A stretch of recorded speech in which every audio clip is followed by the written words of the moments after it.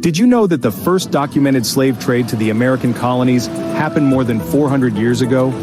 What if I told you that a Dutch ship landed in Virginia with 20 enslaved Africans in 1619? How did this event shape the future of the United States? Let's take a deep dive into history to understand how it all began. It all started in 1619 in Jamestown, Virginia, a British colony that would later become the heart of the United States. That year, a Dutch ship, the White Lion, arrived carrying 20 enslaved Africans from West Africa, marking the first recorded instance of the transatlantic slave trade to the American colonies. These 20 Africans were brought not as settlers but as property, sold to the British colonists who were in dire need of labor for the tobacco plantations that would soon be booming. Jamestown wasn't the only town impacted by the slave trade. Other key towns like Charleston, South Carolina, and Newport, Rhode Island quickly became major players in the system of enslavement.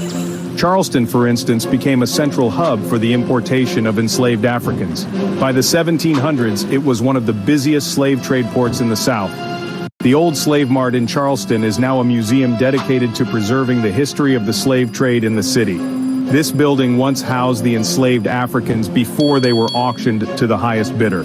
By 1800, nearly half of Charleston's population was enslaved, which reflects how integral the slave trade was to the city's economy. Let's pause and reflect on what this meant for the people who were captured. By the time the transatlantic slave trade had reached its peak, an estimated 12 million Africans were transported to the Americas, with many brought to what would become the United States. What was it like on these ships? Let's hear a first-hand account from Olaudah Equiano, an African who was enslaved but later gained his freedom. The stench of the hold while we were confined was so intolerably loathsome that it was dangerous to remain there for any time.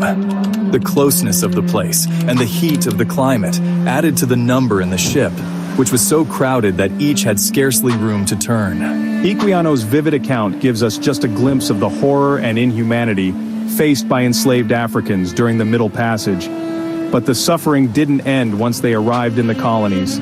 They faced grueling labor under the worst conditions. By the 1620s, slavery began to establish itself as the economic foundation of the southern colonies, particularly in agriculture. Tobacco became the crop of choice, and later cotton and rice fueled the economy, thanks to the labor of enslaved Africans. The introduction of enslaved labor created a system that grew into the southern plantation economy. By the early 1800s, the southern U.S. was producing over 3 billion pounds of cotton annually, much of it harvested by enslaved hands. The invention of the cotton gin in 1793 revolutionized cotton production and led to an explosive rise in demand for enslaved labor. The southern economy would rely on slavery until the Civil War. So, what does this event mean for America today? The first documented slave trade in 1619 marked the beginning of centuries of suffering, exploitation, and systemic racism. But this is just the beginning of a much larger story, one that continues to impact our society. Make sure to like, subscribe, and share this video with a friend, relative, or colleague to help spread the knowledge of this important history. And don't forget to click on the link below to watch our next video where we'll dive deeper into the impact of the transatlantic slave trade on the American journey. The past shapes the future. Let's understand it better.